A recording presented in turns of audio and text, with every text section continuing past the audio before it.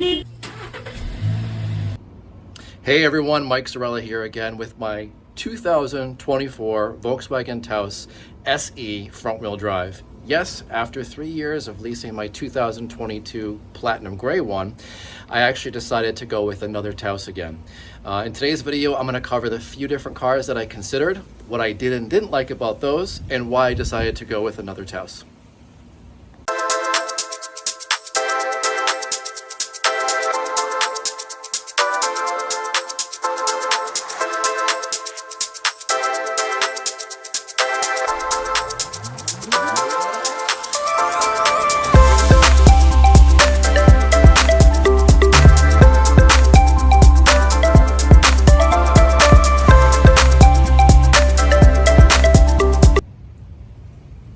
So if any of you have read my bio for my channel, you'll realize that I am a car guy. I've had 26 cars since I was 16, and funny thing is, 11 of them have actually been Volkswagens. I've had all different kinds.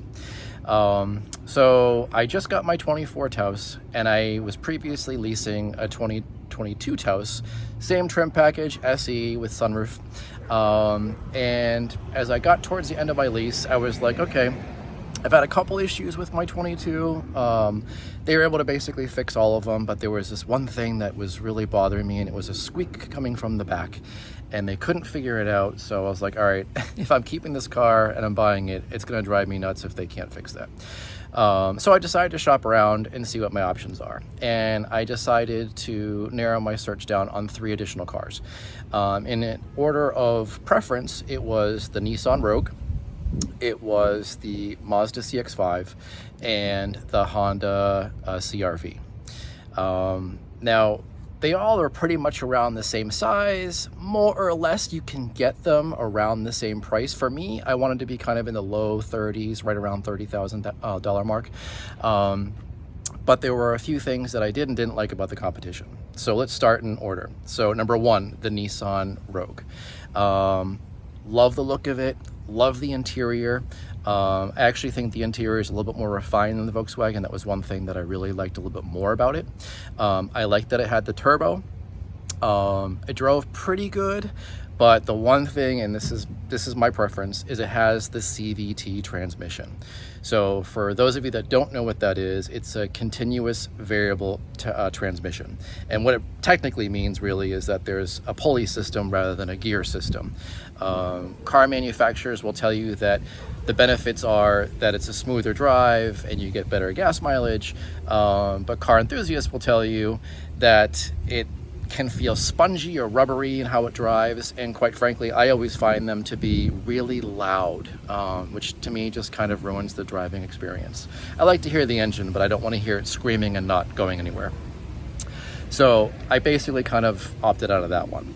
Second one was the Mazda CX-5. Now, the Mazda CX-5 is a really nice car. The interior, I would say, of all of them, hands down, is one of the nicest. It's refined, it's luxurious, it's got some really nice high quality materials, but without feeling, over the top.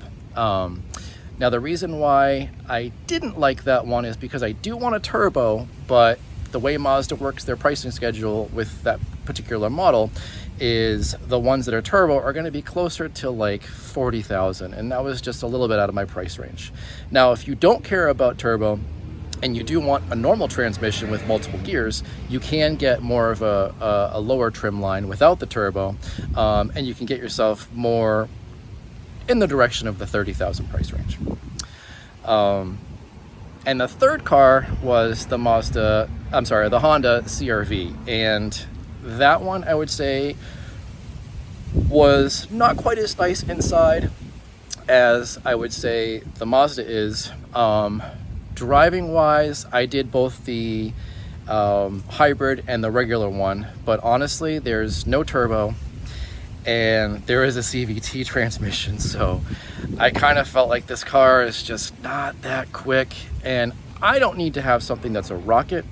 I would probably drive a GTI if that was the case, but I like to say I need a car that can get out of its own way. So if you need to pass someone or whatnot, you need to have that power that can just kind of get you, out of the situation, onto a busy street, or, passing one on the highway, something like that.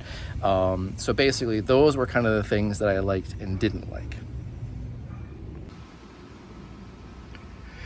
So after the research of the competing cars that I actually test drove and, wanted to kind of see the ins and outs of the Mazda, the Honda, and the Nissan, this is the 2024 Taos that I ended up with, which Volkswagen really pretty much didn't make much of any kind of alterations on the exterior. They just did some minor things on the inside, which I'll show you in a second, which were kind of nice.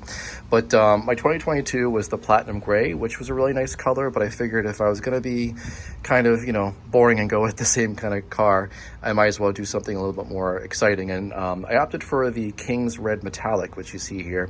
And I got to be honest with you, I get a lot of compliments on it. It's probably the top thing people say they like about my car. But, after everything that I basically, was considering, I felt very comfortable with just getting another one because I'm really happy with the dealership. I've bought a bunch of Volkswagens from my salesperson, always had a very good experience there. I also really like how Volkswagen includes the first couple of years of service, so you don't even have to kind of worry about that. Oh, and the other thing too is I was able to kind of get pretty much the same payment too, so everything kind of just worked out perfectly.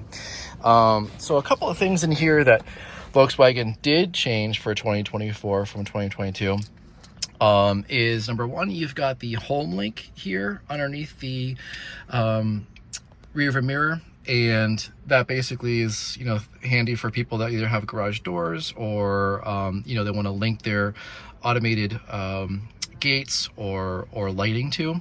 It also has a automatic dimming rear view mirror as well. My last one didn't have that. Down here is a couple other things too. They added some really nice stitching here, and I know it sounds kind of funny, but you do kind of notice that it does kind of elevate it a little bit and sort of make it a little bit nicer. And the thing that I like really the most is they have the automated climate control.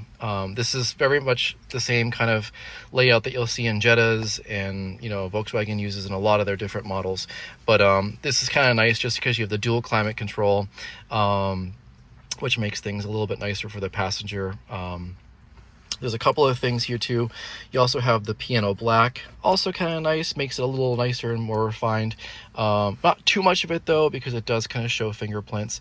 The other thing that I really like that Volkswagen kept in this model is there's actually knobs and buttons. I don't know about you guys can comment if what you guys think, but in some of the Volkswagen models, they have just the touch, and I'm not really a fan of that. I mean, when I'm driving, I don't even have to look down. I just can feel, oh, okay, I want to, increase the fan speed or, lower the temperature. I don't even have to look down and go through a menu system or get fingerprints all over things. It's just really easy. I will say one thing that I don't like, which I really wish Volkswagen would do, is have a nicer material than the hard dashboard. Kind of drives me a little crazy because I think everything else is okay. I mean, it's certainly not as luxurious as some of the competitors in its segment, but I gotta say that sort of drives me a little bit crazy. Not sure if you guys have any questions or comments. I don't know if anyone has researched similar models as I have, but I would love to hear from you about how you enjoy your Taos, and maybe even some ideas of additional videos or questions that you guys might have for me. Thanks for watching.